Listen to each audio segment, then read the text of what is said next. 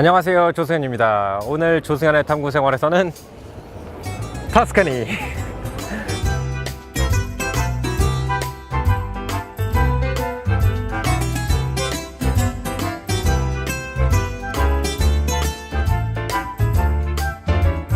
터스카니에 대한 컨텐츠를 하게 되면 대부분의 사람들이 피렌체에서 시작을 할 텐데, 우리 탐구 생활은 달라야 되니까 우리는 시에나에서 시작을 하려고 합니다. 그 이유는 터스카니의 역사적 모습을 그대로 잘 담고 있는 도시가 어디냐? 그럼 저한테는 시에나예요.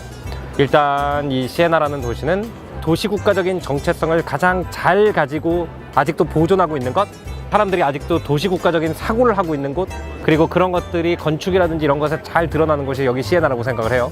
터스카니라는 동네가 어떤 학자들에 의하면 이탈리아어로 탑을 뜻하는 토리와 어원적인 관련이 있다고 얘기를 합니다. 그래서 피렌체도 마찬가지지만 여기도 탑이 굉장히 많은데, 그 중에서 제가 생각할 때 가장 아름다운 탑은 이 팔라조 커무날레에 있는 저 탑이.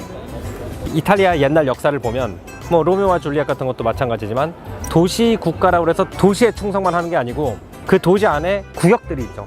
그리고 그 가문들끼리 어떤 막 원한을 지면 그게 막 몇백 년 동안 내려오고 막 이런 것들이 있잖아요. 그런 것들의 흔적이 아직도 많이 남아있는 곳이 제가 생각할 때는 시에나다. 이제 시에나에 있는 조그만 구역들을 갖다가 콘트라데라고 부르는데, 이 콘트라데 사람들끼리 모여가지고 하는 경기가 있어요. 팔리오라고 하는 말 경기인데, 말을 타고 중세 거리를 갖다가 막 달리는 거예요.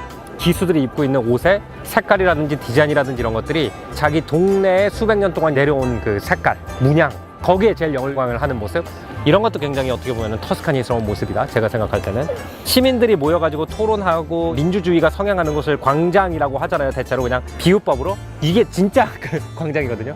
뭐 밀라노 같은 경우에는 카스텔로 스폴체스코, 스포르자 가문의 궁전, 피렌체 팔라치오 델라 시니오리아, 뭐 귀족 궁전 이렇게 돼 있는데, 여기의 이름은 팔라조 코무날레예요. 그러니까 커먼, 우리가 공동으로 가지고 있는 구역이다. 이 팔라조 커뮤날레 앞에 있는 이 광장은 중립적, 말하자면은 이 도시 안에 스위스. 그래서 여기 들어올 때는 다 무장 해제하고 들어와야 되고, 아무리 밖에선 치열하게 싸우더라도 여기선 싸우면 안 되고, 이런 전통이 있는 공간이거든요.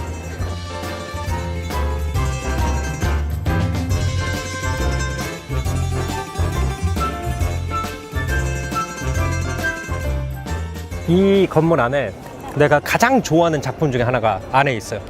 알레고리아 델 부온 고베르노, 좋은 정치의 알레고리라는 게 있는데, 그 당시 유럽인들한테는 이 도시라는 게 새로 막 여기저기 생겨나고 있었던 거예요. 사람들은 이제 시골에 농사 짓는 사람들이 대부분이고, 보면은 농사 짓는 사람들이 당나귀 같은 데 싣고 산물을 가지고 오면 수공업을 하는 사람들이 그걸 열심히 가지고 뭘 만들어요. 그리고 이제 도시 사람들이 예쁜 옷을 입고 시골에 나가가지고 돈을 써요. 그래서 그쪽 경제가 막 돌아가. 시에나라는 요 도시와 이 주변 둘러싸고 있는 그 농촌이 어떤 관계를 가지고 있어야 이게 지속 가능한 관계가 되는지, 요즘 우리가 얘기하고 있는 정치 철학을 그때 그림으로 딱 표현을 했어요. 우리가 르네상스 시대에 도시 국가들이 대체로 공화정이었다고 그러잖아요. 그 공화정을 룰 오브 더 나인이라고 불렀어요. 그래서 9명의 가문 대표들이 왕이 없이 도시를 다스리는 체제를 만들었거든요.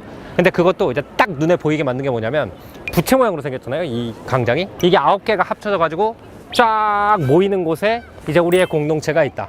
그러니까 약간 여기 어때면 공화정의 실리콘밸리 같은 느낌? 르네상스가 본격화되기 전에는 피사, 피렌체, 시에나, 이렇게 3개의 도시가 있는데, 그 중에서 중세 이탈리아식 공화정이 가장 화려하게 꼽혔던 것은 제가 생각할 때는 시에나다.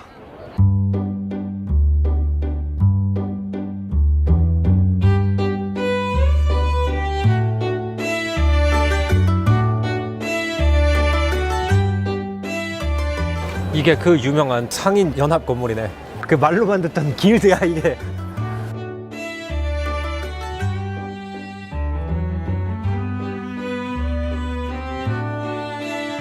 아, 이게 그거다. 몬테 데이 파스키, 세계에서 가장 오래된 은행 본사.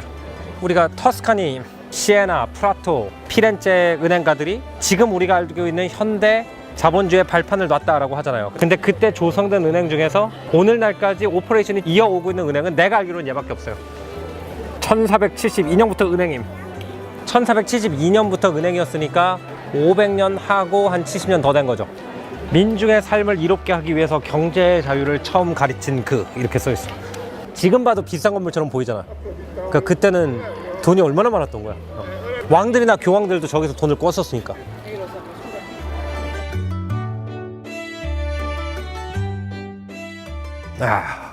그 모든 유럽의 중세 동네는 권력이 양쪽 끝으로 분산이 돼 있어요. 귀족들의 권력은 성에 집중이 돼 있고 종교 권력은 성당에 집중이 돼서 시에나 같은 경우에는 성이 팔라조 코무날레, 말 그대로 공동체 전체의 것이기 때문에 민주 권력이 한쪽에 있고 신의 권력이 한쪽에 있고 이런 거죠. 그래서 여기 있는 두오모가 내가 생각할 때는 이탈리아에서 가장 아름다운 두오모야. 원래 터스카니에 세 개의 도시가 라이벌 관계였어요. 사실 가장 먼저 귀족이 아니라 상인들이 자치권을 가질 수 있도록 교황한테 허락을 받은 동네는 피사예요. 피사가 바다도 가깝고 그래서 십자군 전쟁 때 해상무역으로 성장을 하면서 돈을 벌어서 피사의 사탑이 지어지죠. 물론 완공은 굉장히 늦게 됐지만. 그리고 양터라고 은행으로 성공한 두 개의 도시가 피렌체랑 시에나였어요. 그래서 피사, 피렌체, 시에나가 삼두마차처럼 이 터스카니의 경제를 이끌고 가고 나중에 르네상스 예술가들의 모든 작품이 그걸로 만들어진 건데 이 전성기가 조금 달라요. 피사는 한 1200년대 말부터 한 1300년대 초반까지 제일 잘 나갔고 시에나는 한 1300년대 초반부터 1300년대 한 후반까지가 가장 잘 나갔고 피렌체는 1500년대에 잘 나갔잖아요. 근데 난 중세를 좋아하니까 이 성당을 너무 좋아해요. 이 성당 안에 꼭 봐야 되는 두 개의 피스가 있는데 하나는 르네상스의 화풍을 누가 먼저 개발했냐 그럼 대체로 지오토라고 하는 화가가 입체감 있게 인물을 먼저 그리기 시작했다. 그 피렌체 화가잖아요. 그 이전에 시에나의 두치오라는 화가가 있었어요. 그 두치오라는 화가가 그린 재단 장식이 어떻게 보면은 지오토의 롤 모델처럼 여겨지는 그림인데 그 그림이 저 안에 있고요.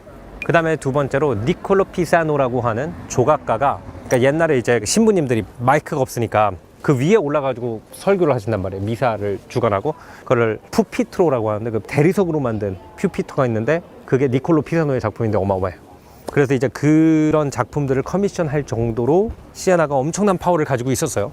근데 이제 피렌체가 치고 올라오는 거예요. 두오모 성당을 짓기 시작하니까 시에나 사람들이 얘네들이 이제 좀 덤비네? 이렇게 생각을 한 거예요. 그래서 확장 공사를 생각을 해요. 지금 여기 보면은 여기가 정문처럼 보이죠? 원래 플랜에선 여기가 정문이 아니라 이게 원래 계획에선 사이드 문이에요. 그리고 저기에 보이는 저 파트 있죠? 저게 원래 중앙 복도였어야 돼요. 더블 크로스 모양으로 이렇게 확장 공사가 돼야 되는데 뭐가 터졌냐? 흑사병이 터져. 시에나가 피렌체보다 훨씬 더 흑사병을 세게 맞아가지고 그 이후부터 이제 피렌체하고 시에나가 완전히 역전이 돼버리면서 산타마리아 델 피오레는 완공이 되고 거기에 작업했던 뭐 로렌조 기벨티, 뭐 도나텔로, 브루넬라스키 이런 사람들이 우리가 알고 있는 미켈란젤로나 다빈치의 선배가 돼서 우리는 피렌체의 위대함은 기억하지만 그 시에나가 그 이전에 얼마나 씨앗을 가지고 있었는지는 자꾸 잊어버리는 거예요. 그 기본적으로 이 확장 공사가 완공이 됐으면 지금 우리가 서 있는 이 포인트부터 저쪽 끝까지가 복도여야 되는 거야.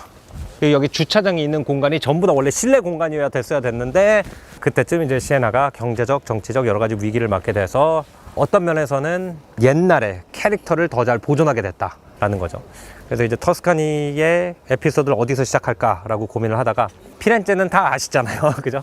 그래서 조금 더 다른 시각으로 가장 터스카니스러운 터스카니 도시가 어딜까? 라고 생각해서 시에나에서 터스카니 투어를 시작하게 됐습니다. 터스카니는 알다시피 모든 도시들이 전부 다 조그만 왕국이었기 때문에 동네마다 캐릭터가 다르고 특산품도 다르고 역사도 다르기 때문에 몇 가지 동네를 돌면서 재밌는 역사, 재밌는 작품 많이 보여드릴게요. 안녕하세요, 조승현입니다. 오늘 조승현의 탐구생활에서는 토스카나 특산품에 대한 얘기를 하려고 하는데 이탈리아는 가장 그 동네에서 맛있는 음식을 파는 곳이 도시를 둘러싸고 있는 농민들이 일종의 지역 농협을 만들어 가지고 운영하는 집이거든요. 이게 그거예요. 이탈리아에서는 사실 음식 추천받기 되게 쉬워요. 그냥 여기 일하시는 분한테 이 동네에 오면 뭘 먹으면 돼요 그랬더니 30분 동안 지금 슈퍼마켓을 끌려다녔어요. 그래서 그분이 추천한 거를 갖다가 쫙 사서 어떻게 샀고 어떻게 먹으면 되는지 좀 이따 보여드릴게요.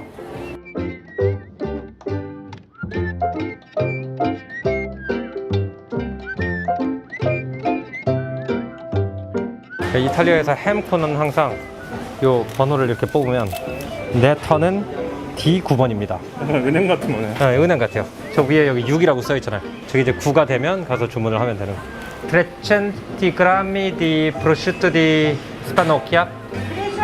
300. 150 di pecorino rosso di Valdolcia.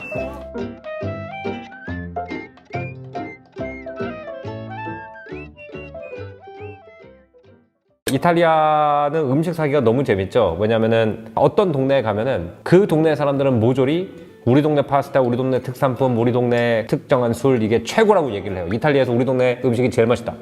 옆 동네는 어때요? 그러면 쟤네는 별로야. 근데 그 옆 동네에 가가지고 먹으면 음식이 또 엄청 맛있어요.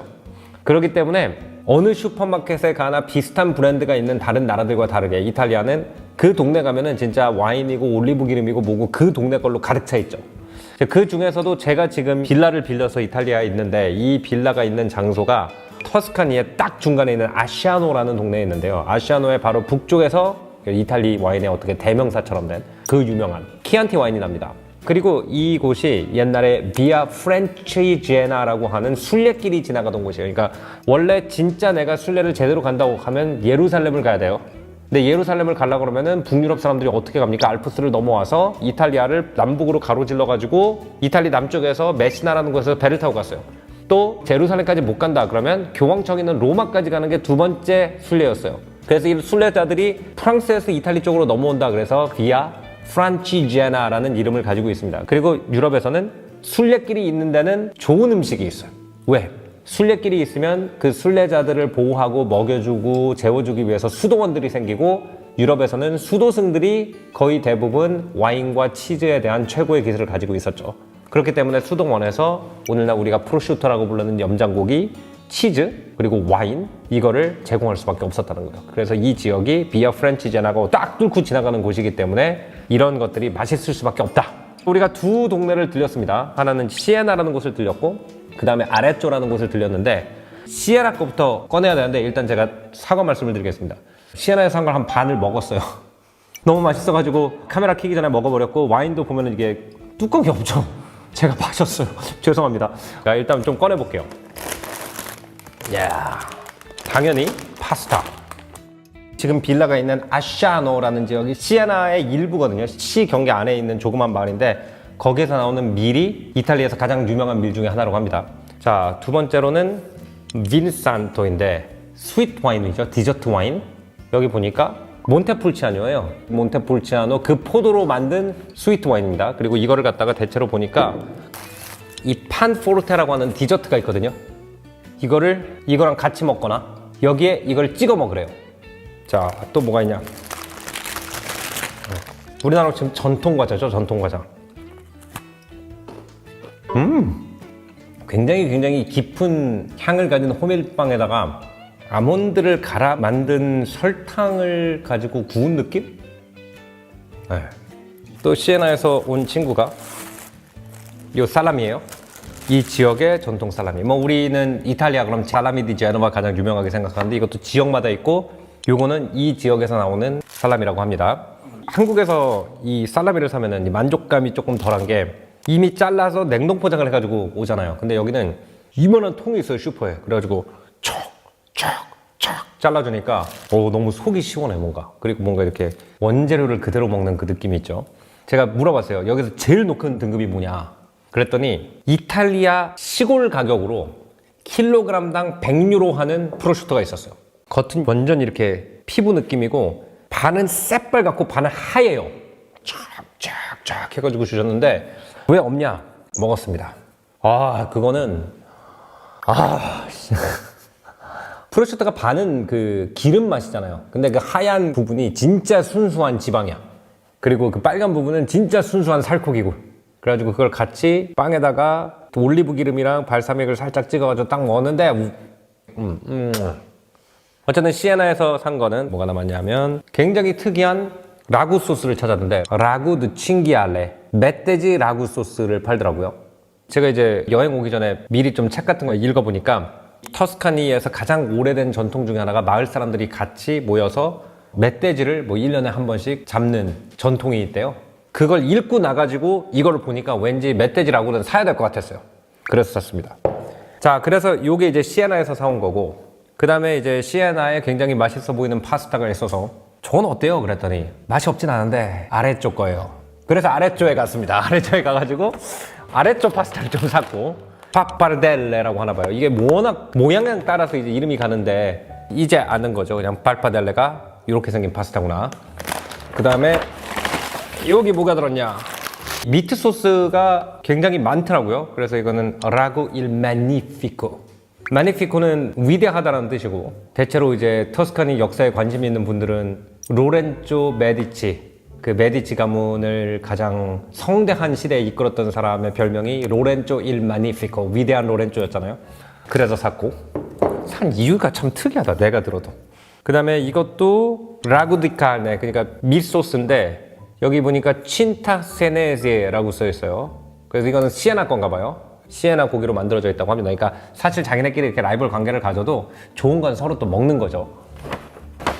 이 지역이 로마 시대 이전에 에트루리아라는 문명이 있다고 우리 교과서에서 읽잖아요. 에트루리아 문명 때부터 페코리노라고 하는 양 밀크 치즈를 만드는 걸로 굉장히 유명하더라고요.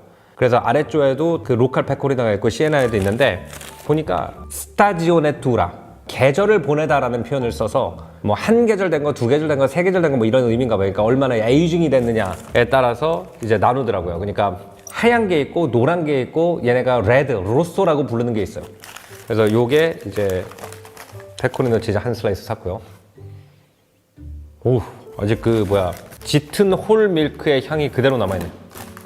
그리고 어제 제가 시에나 프로슈토를 먹어버린 게 너무 죄송해가지고 이것도 다 먹을 건데, 그래서 어제만큼 등급이 높은 건 안 팔더라고. 근데 이것도 어쨌든 시에나 특선 프로슈토라고 합니다. 요거는 또 다른 파스타. 아래쪽에 가가지고 파스타를 먹었는데 파스타가 식당에서 너무 맛있어가지고 옆에 있는 식료품 좀 가니까 이렇게 팔더라고요. 탈리아텔리네. 이탈리아어는 이노, 이나, 뭐 이네 이렇게 붙으면 작고 귀엽다는 뜻인데, 탈리아텔레가 원래 꽤 두꺼운 파스타잖아요. 근데 진짜 귀엽고 얇게 잘랐어요. 자, 마지막이다. 이게 마지막 뭐가 들어있을까? 아, 선드라이드 토마토. 선드라이드 토마토인데 이거는 왜 신뢰가 가느냐, 이건 내 개인 취향이에요. 일단 레이블이 없어요. 홈메이드인 것 같아. 그리고 이 위에 보면은 유통기간이 볼펜으로 써 있어. 아, 나 이런 거 너무 좋아. 내가 어렸을 때는 사실 이탈리아 음식을 미국 전역에서 접할 수가 없었던 때거든. 근데 이제 우리 동네 소피아라고 하는 이탈리아 음식점이 처음 들어왔는데, 그때는 키안티를 어른들이 마시면 무조건 키안티는 이 모양 병에 나왔어요. 너무 오랜만에 보고 반가워서. 요즘은 키안티도 그냥 일반적인 와인병에 나오는데 그때는 이게 키안티였거든요. 그 이유가 순례자들이 이걸 몇 병 사가지고 당나귀 같은 데 달잖아요. 그럼 병끼리 부딪히잖아요, 이렇게. 그러다가 깨질 수가 있어가지고 병 위에다가 이렇게 지푸라기나 밧줄이나 넝쿨 같은 걸로 씌워놓은 데서 기원을 한대요. 브랜딩이겠죠. 근데 오랜만에 그냥 이렇게 생긴 병을 봐서 반가워서 샀고, 그 다음에 여기는 뭐 벼죠. 마셨습니다. 또 이제 이거 키안티 클래시코예요. 그리고 시에나 농협에서 판매하는 건데, 여기 보면은 까만 닭이 있잖아요. 이 까만 닭이 이 키안티 클래시코 인증 마크라고 하더라고요. 우리가 차 타고 넘어오는데 파노라마 뷰가 있어요. 근데 거기에 키안티 농장이 쫙 내려다 보이고, 여기 이만한 철로 된 닭이 하나 있습니다. 그 다음에 당연히 하나는 브루넬로 디 몬탈치노를 마셔야죠. BDM을 2015년. 브루넬로가 어느 정도 에이징이 돼야 되는지 맛있는지 모르겠지만 일단 꽤 오래된 거니까 잘 산 것 같아요. 맛있게 마셨어요. 어쨌든 중요한 거는. 그 다음에 브롤리오, 이것도 키안티 클래시코 일종이고, 그 다음에 인산토. 여기 이제 시에나 영수증인데, 뭐 가격이 당연히 궁금하시겠죠. 탈리아텔레 파스타 한 주머니에 5유로 6,500원. 아까 그 브롤리오 키안티 클래시코, 제가 지금 굉장히 맛있게 먹고 있는 키안티 클래시코 한 병에, 놀라지 마세요, 15유로 19,000원. 키안티 클래시코가 19,000원. 디저트 와인 몬테풀치아노 21.9유로. 그리고 라구 드 칭기알레 멧돼지. 멧돼지는 좀 비쌀 것 같아요. 좀 비싸서 5,000원. 이게 좀 놀라워요. 왜냐면 다 이 지역 특산품으로 이렇게 하다 보니까 놀라운 게, 저희가 이제 점심에 아래쪽에 가서 비스테카 피오렌티노랑 1.6kg짜리 스테이크를 샀어요. 그러니까 이 지역에 제일 유명한 등이 이렇게 튀어나온 하얀 소가 있어요. 키아니나 소라고 부르는데, 그 키아니나 소로 만든 너무 맛있는 스테이크랑 비스테카 피오렌티노랑 2.6kg를 시켰고, 그 다음에 파스타를 4개 시켰는데, 파스타 정말 우리가 지금까지 먹어본 것 중에서 가장 맛있는 파스타였어요. 그 다음에 디저트 티라미수 먹고 크렘 브룰레 먹고 에스프레소 한 잔씩 다 마셨거든요. 얼마 나왔게? 한 병에 5만 원 나왔어. 그 맛에 터스카니를 오는 것 같아요. 가죽도 유명하고 주얼리도 유명하고 패션도 유명하고, 취향이 그쪽인 분들도 충분히 쇼핑할 게 있는데, 나는 일단 뭘 사면 다 먹어야지 뭐 굳이 무겁게 들고 가냐, 약간 이런 주의자니까. 그런 사람한테도 토스카나는 쇼핑 천국이다. 너무 잔인한 거 아니야? 오후 8시에 먹는 걸 이렇게 보여준 다음에 안 드릴 건데. 문화 얘기입니다. 문화 얘기. 예, 비아 프란치제나의 역사성 있는 음식 문화를 소개한 거죠. 예.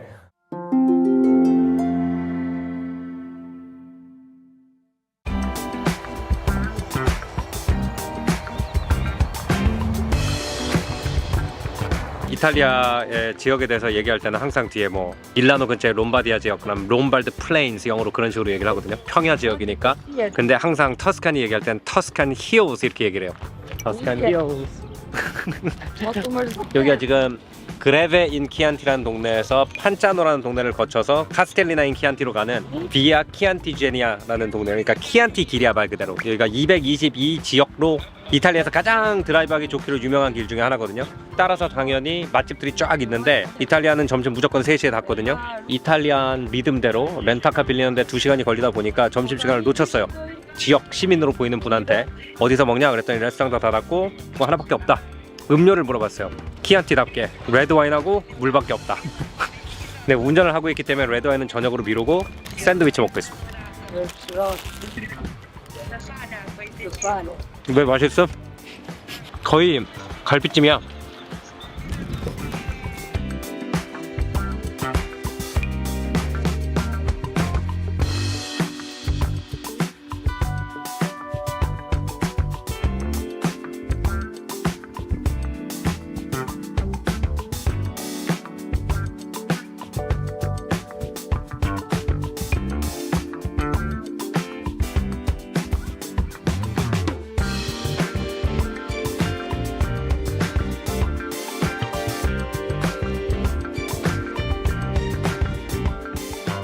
사실 우리가 이탈리아의 아름다운 라이프 스타일 하면 떠오르는 대부분의 장소가 이 근처에 많이 있어요. 인생은 아름다워라는 영화는 여기 근처에 있는 아레조에서 촬영이 됐고, 그 다음에 언더 터스칸 선이라는 영화는 여기서 한 10km 정도 남쪽에 있는 피엔자라는 동네에서 촬영이 됐습니다. 그 정도로 사람들이 이탈리아의 그 돌체 파 니엔테, 아무것도 하지 않는 것의 달콤함, 그냥 자연이 아름답고 음식이 맛있기 때문에 3시간 4시간 밥 먹으면서 산만 봐도 즐겁다라는 철학을 대표하는 곳이 여기 터스칸이에요. 터스칸이 하면 빌라예요. 미국하고 영국 사람들이 돈을 벌면 가장 하고 싶어 하는 것 중에 하나가 터스카니에 빌라를 사서 여름방학을 가족과 거기서 보내는 것. 저는 빌라를 살 능력은 안 되기 때문에 하루 빌렸습니다. 그래서 진짜 이탈리안 빌라에서 이탈리아 특산품을 먹으면서 이탈리안 라이프 스타일을 즐기는 것을 오늘 궁금이 분들과 나눠볼까 합니다.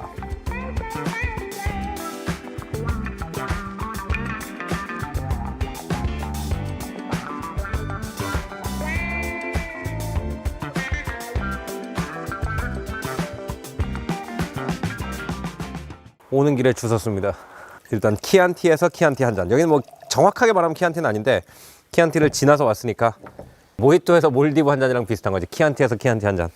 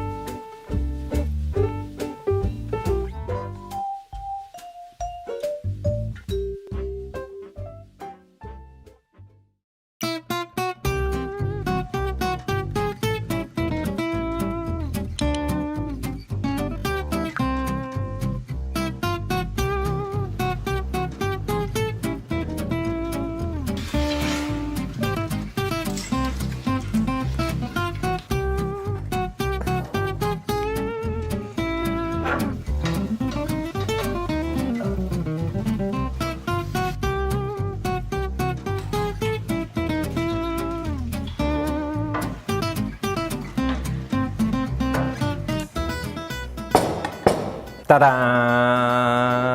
흡족스럽네, 흡족스러워. 풍요의 테이블, 막 이런 옛날 중세기 그림 같아, 딱.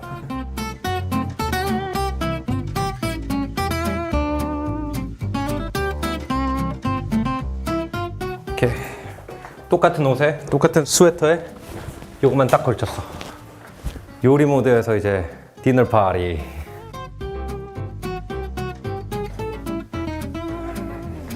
오케이. 지금 8시에 식사하시면서 보는 분들이 있으면 부온 아페티토. 맛있게 드세요.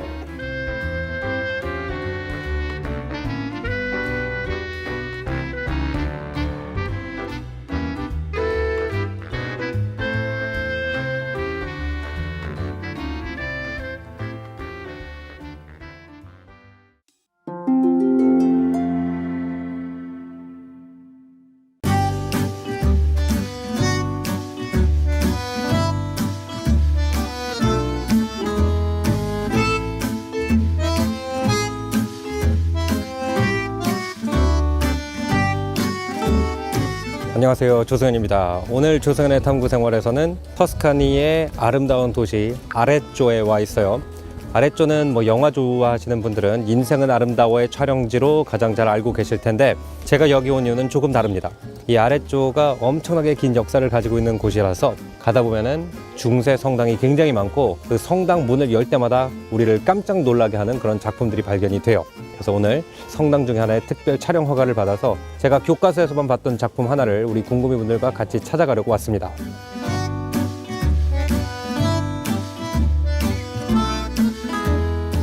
그 아레쪼라는 동네가 피렌체 빛에 가려져 가지고 이 문화적 중요성이 강조가 잘 안 되긴 하는데, 아레쪼 사람들은 그렇게 얘기할 거예요. 문화를 후원하는 전통과 문학을 숭상하는 전통은 여기서 만들어졌다. 일단 아레쪼는 옛날에 에투리아에 12개의 도시가 있었어요. 제일 중요한 그 중에 하나였어요. 그러니까 로마 문명보다 오래된 문명을 가지고 있는 거예요. 그러다 보니까 이제 로마가 강대국이 됐을 때 에투리아 귀족들한테 향락을 배웠단 말이에요. 재벌들이라든지 부유한 사람들이 예술을 후원하는 걸 메세나라고 그러는데, 그 메세나라는 단어 자체가 메케나스라는 귀족의 이름이거든요. 아우구스투스 황제의 오른팔이었던 사람이죠. 그 메케나스라는 사람이 어디 사람이냐? 아레쪼 사람이에요. 그래서 오늘날까지 유럽의 재벌들이 예술을 후원하는 그 전통이 여기서 시작했다. 그리고 두 번째 이 아레쪼가 특별한 이유가 뭐냐면, 이탈리아 문학, 그럼 소넷 형태의 정형시를 썼던 사람이 있어요. 페트라르카라는 시인. 그러니까 일반적으로 이제 이탈리 문학 교과서에 보면은 라틴 문학이 끝나고 이탈리 문학이 시작하는 게 어느 지점이다 그러면 페트라르카부터 시작을 하거든요. 그 페트라르카가 어디 사람이냐? 아레쪼 사람이에요. 그러니까 로마인들한테 예술 후원이라는 개념을 가르치는 사람도 여기 사람이고, 이탈리어로 된 시학을 가르친 사람도 여기 사람이에요. 그러니까 이 아레쪼가 어마어마하게 문화적 프라이드가 강한 도시라는 거죠. 그러니까 로마 이전부터 이제 예술이 있던 곳이고,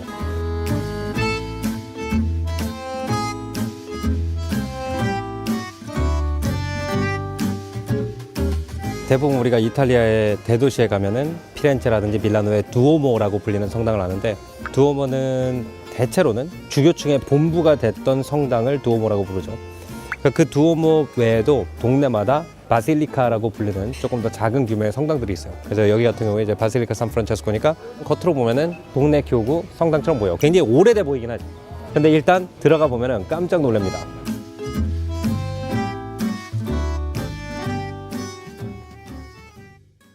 아까 이 성당을 밖에서 봤을 때는 시에나 대성당처럼 우와 멋있다 이런 느낌이 안 나잖아요. 그 이유가 이제 파사드라고 해가지고 성당의 앞 장식은 탈부착식이었어요. 지어지는 과정에서 무슨 일이 있어가지고 완공이 안 되면 그냥 이 상태로 남아있는 그런 성당들이 굉장히 많거든요.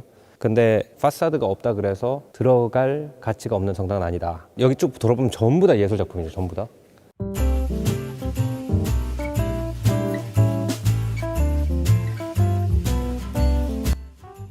우리나라나 미국처럼 여러 종교가 역사적으로 공존하던 나라에서는 종교시설은 종교시설일 뿐이지만, 이탈리아처럼 한 동네 전체가 천주교를 믿는 이런 나라에서는 성당은 이웃들이 일주일에 한 번 다 같이 한 공간에서 만난다라는 의미가 있는 거예요. 미사가 끝나면 사업에 대한 이야기도 이루어지고, 여러 가문끼리 쌓인 것들이 있으면 거기서 식사도 하면서 풀고, 이런 자리이기 때문에 그 동네 역사 기록관이자 그 동네의 모든 예술 작품이 모여있는 곳이 되는 거죠. 말하자면은 타임캡슐이 되는 거예요. 그 동네 메모리를 다 관리하고 있는 거예요. 그래서 이 가운데 이런 것들이 있잖아요. 대체로 관이에요.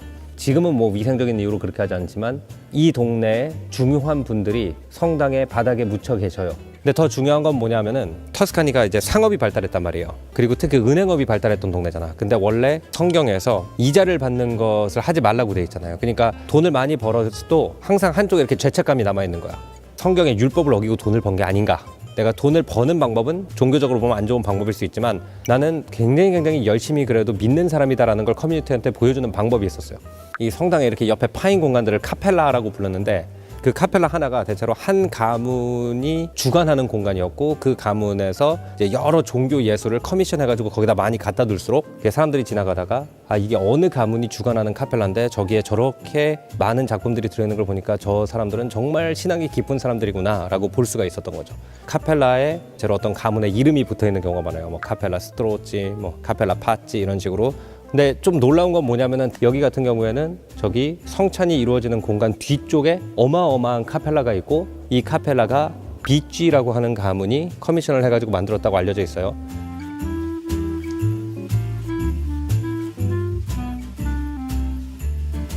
여기는 정말 오늘 특별 허가 받아가지고 수도승 분이 문을 열어주셔가지고 들어왔는데 이 전체예요.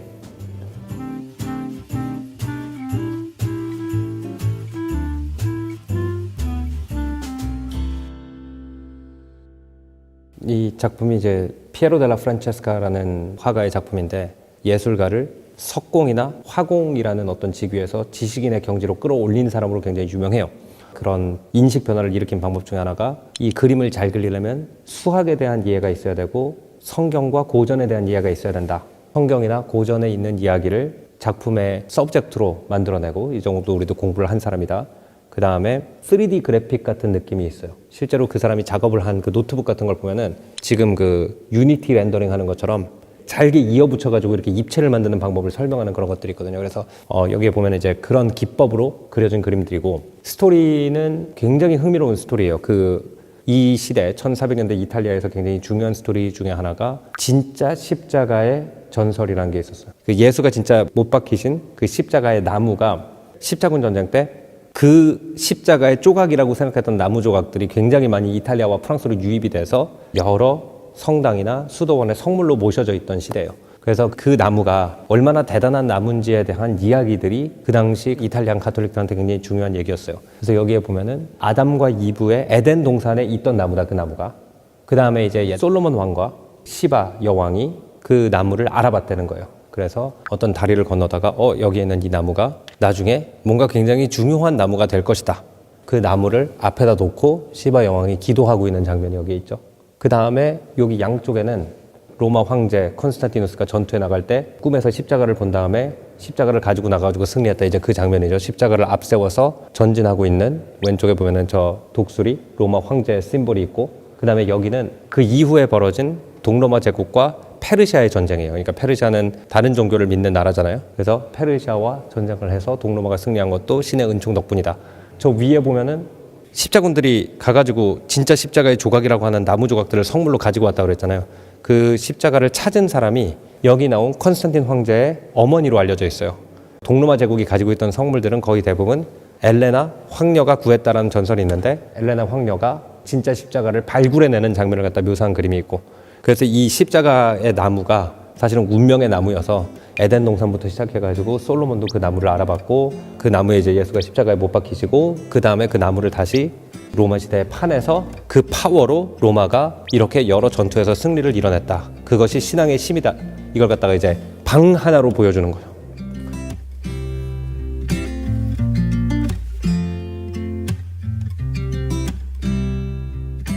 터스카니에 가면은 이런 카펠라가 수도 없이 많아요. 거의 한 5층 건물 높이거든요. 이 그림 하나의 높이가 한 1.5층 정도 됩니다. 이 아래 장식 부분의 윗부분에도 머리가 안 닿을 정도 스케일이에요. 내가 그 미술사 공부할 때 우리 교수님이 한 재밌는 말이 있어요. 박물관이 고아원이라고 그랬어요. 그러니까 이게 패밀리가 다 같이 있어야 된다는 거지.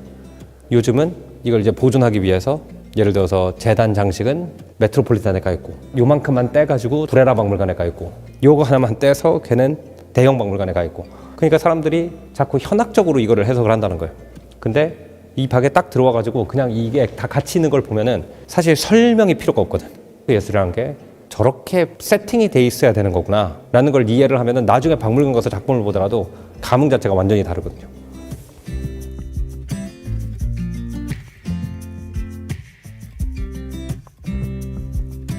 사실 터스카니의 모든 마을들은 자기네 깊은 역사에 대해서 자부심이 깊고 그 안에 있는 성당에 정말 뭐가 숨겨져 있는지 몰라요. 우리도 피에로 델라 프란체스카 작품을 보고 있는데 신부님이 와서 치마부의 크루시피스를 보고 싶느냐 그것도 찍고 갈 거냐라고 얘기를 했어요. 근데 그 치마부에 이렇게 십자가 모양의 나무에다가 예수님이 못 박히는 장면을 그린 그 굉장히 유명한 작품이 있거든요. 저 교과서에서 봤거든요. 근데 그게 이 동네에 있는지를 몰랐어요.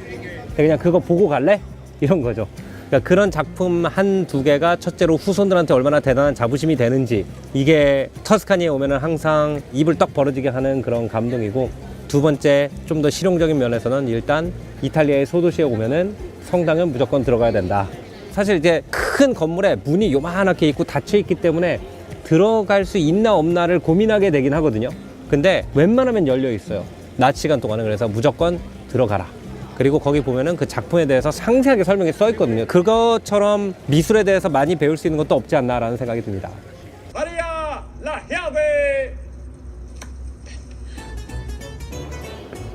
프로도 차키.